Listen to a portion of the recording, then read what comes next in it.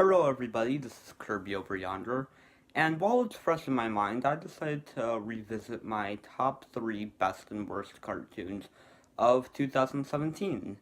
Um, yeah, this was a pretty fun one. It was kind of nice to take a look back at the year, see some good cartoons and some bad ones. It was interesting. Um, it was pretty cool. It didn't take me that long to make, actually, only like 1 or 2 days.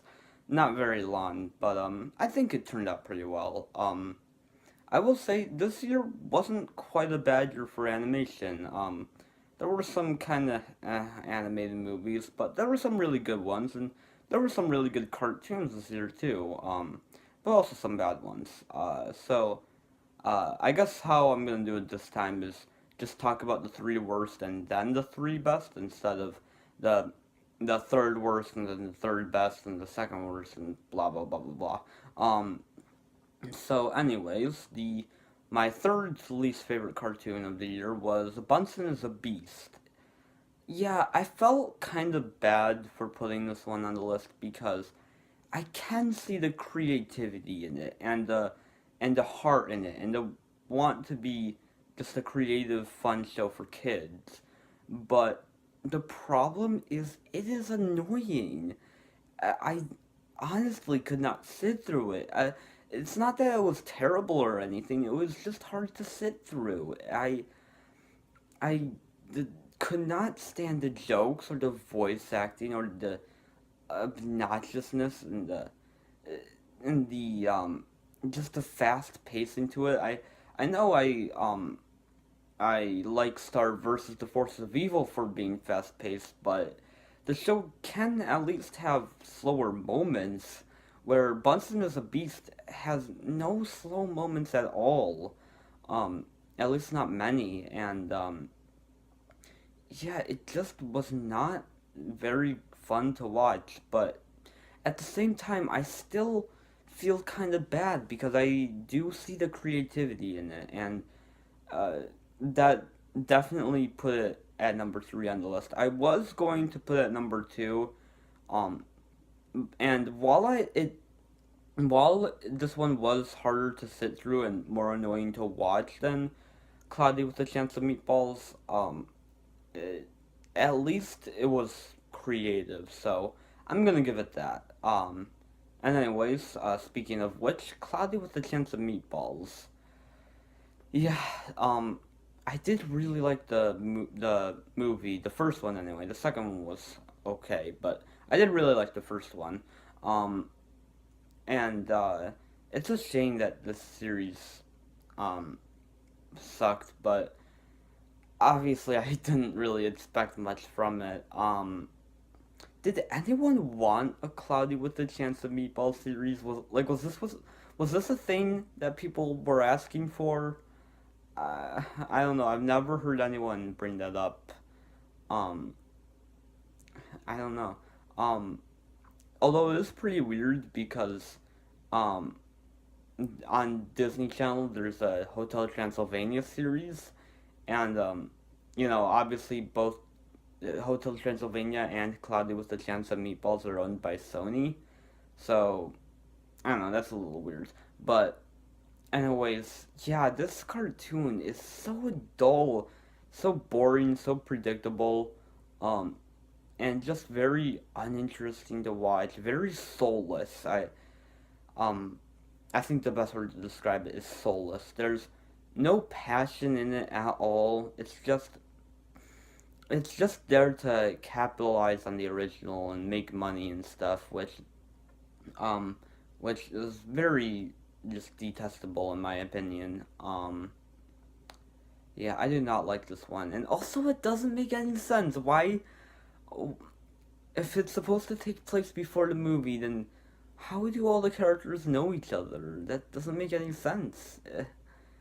What happened to continuity? Where's my continuity? I don't know. But yeah, I didn't like this one. And my number one was Big Mouth. Yeah, I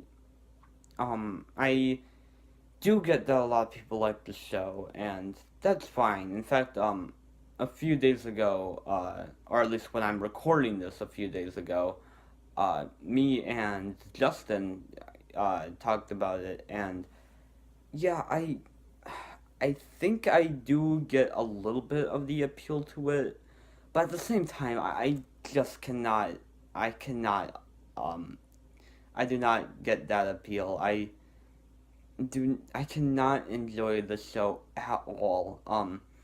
It is so pessimistic and not in a clever way like Dan versus or Rick and Morty, just in a very passive aggressive, I guess, sort of way where all the characters are just very nasty and the jokes are just all shock humor and the tone is very mean spirited feeling and um pretty similar to Family Guy. I'd still take this over Family Guy, but not by very much. I really do not like this one at all. Very just very insulting towards kids who are going through puberty, because they think, oh, kids going through puberty, all they want to do is masturbate and have sex, which there's more to puberty than just that. Um, there's becoming more mature, becoming more of a man or woman, voice changing, um, just wanting, or thinking more, you know, realizing things about life, you know, um, depression, even, existential crisis, um, all that interesting stuff that they could explore, but instead they just throw in a bunch of sex jokes. Um, and the show does feel like an excuse for for just terrible sex jokes, which I really don't respect. But I mean, hey, if you enjoy it, then good for you. I'm glad you can enjoy it. Um, but let's stop talking about the negative and go back or go on to the positive. Um, Welcome to the Wayne. This is one that I do really enjoy this one. I love the mystery elements and I like the characters. I think the characters are really really well written. The animation is really cool. The setting, all the creature designs, the mystery, everything in the show is so polished, and it shows how um, Nickelodeon has been getting a lot better recently with their shows. I will say that the show isn't for everybody um, because it does require you to watch all episodes in order.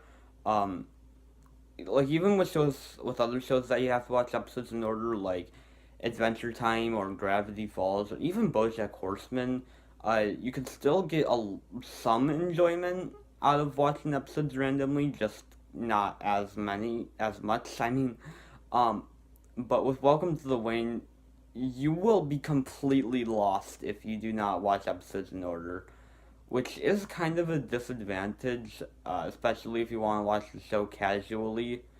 Um, but still, I do think that it is a really good show, and if you like, I'd say the show is a good like substitute for Gravity Falls.